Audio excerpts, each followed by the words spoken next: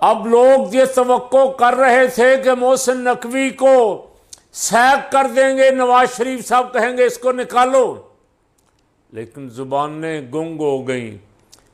ना नवाज शरीफ बोल रहा, ना शहबाज शरीफ बोल रहा, ना मरियम बोल रही। राणे को कहा कि यार कोई हल्का फुल्का सा जवाब दे दो, और इसी तनख्वाह पे गुजारा करना पड़ेगा। और ख़बरें ये हैं, वल्लाहु आलम बिस्सवाब, कहने वाले कह रहे हैं कि मैसेज दे दिया गया है, दो ही रास्ते हैं, 28वीं तरमीम मंजूर करवाओ, सूबे बनवाओ, या फिर अपनी फ़ाइलें जो हमने संभाली हुई हैं, मुकदमात, उनका सामना करो। मियाँ साहब, अब मियाँ साहब ने पहले भी कभी मुकदमात का सामना नहीं किया। मियाँ साहब पतली गली से निकलने के माहिर खिलाड़ी, ऑलराउंडर है, अंदर जाते ही सौदेबाजी शुरू कर देते। और मुझे वो क्या नाम था उनका, गौस साहब, अपने सिंध के वज़ीर आला गौस अली शाह, उन्होंने काबतुल्ला में बैठ के बताया मुझे, एक दफ़ा मैं वहाँ था, वो भी थे, इत्तेफाक से मुलाकात हो गई। उन्होंने कहा हमें पता भी नहीं लगने दिया मियाँ ने कैसे निकल गया सऊदी अरब। रातों रात कोई डील की मुशर्रफ के साथ, हम यहाँ देखते रह गए।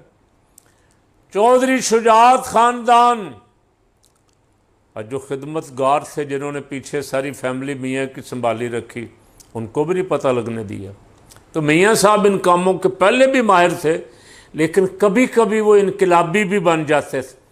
तो अब कुछ नून लीग के जिनके अंदर छोटा सा इनकलाब का कीड़ा है ना, अब वो समझते थे मियाँ नवाज शरीफ खड़ा होगा, मियाँ बोलेगा, शहबाज ने तो बोलना नहीं। लेकिन शहबाज, वो क्या कहा था इकबाल रहमतुल्लाह अलैह ने, ख्वाब से बेदार होता है कभी दहकां अगर, फिर सुला देती है उसको हुक्मरां की सामरी। तो मियाँ शहबाज शरीफ आके ऐसी लोरी सुनाता है, नवाज शरीफ को डराता है या जेल का खौफ दिलाता है कि मियाँ साहब भी खामोश हो जाते हैं। मियाँ साहब की साहबजादी भी खामोश हो जाती है। मियाँ साहब कहते हैं शहबाज तेरा जो दिल करदा करी जा, वक़्त पास करन दे सानू भी, सानू ऐस उम्रे क्यों खजल ख़राब करना है पे। तो मियाँ साहब ना इस्तीफ़ा देंगे, ना इस्तीफ़ा लेंगे, ना कुछ करेंगे, ना गवर्नेंस बेहतर करेंगे। मियाँ साहब इसी तनख्वाह पे काम करेंगे। लेकिन मैं कह रहा था कि ये निज़ाम फिर दुरुस्त कैसे होगा, तो उसका एक ही हल है। उसका हल ये है कि दयानतदाराना, गैर जानिबदाराना, मुनसिफाना, साफ शफाफ इलेक्शन करवाओ।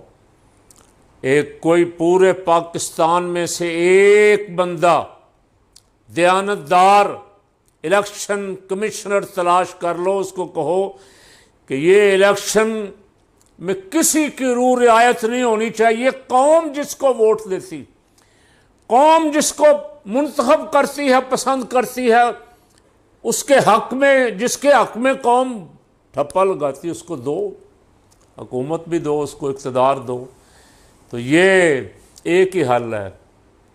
अगर इससे बचना है, आप कहें हमारे हालात इंतखाब के नहीं हैं बलूचिस्तान में, वैसे तो आप कश्मीर में करवा रहे हैं, वहाँ तो सब कुछ ठीक है आपके लिए, कौम के लिए, कश्मीरियों के लिए।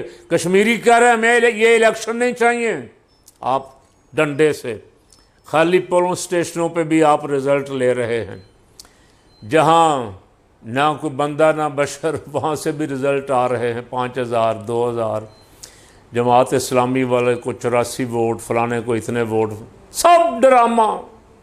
मुस्लिम लीग नंबर 1 पे, पीपल पार्टी नंबर 2 पे, फलाना नंबर 3 पे।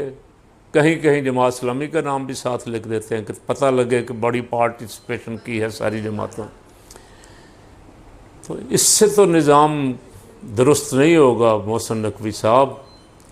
निज़ाम दुरुस्त होगा जो आइन कहता है, आइन के मुताबिक इंतखाब करवाओ, जिसके हक में अवाम फैसला देते हैं, इक़्तिदार उसके सुपुर्द करो।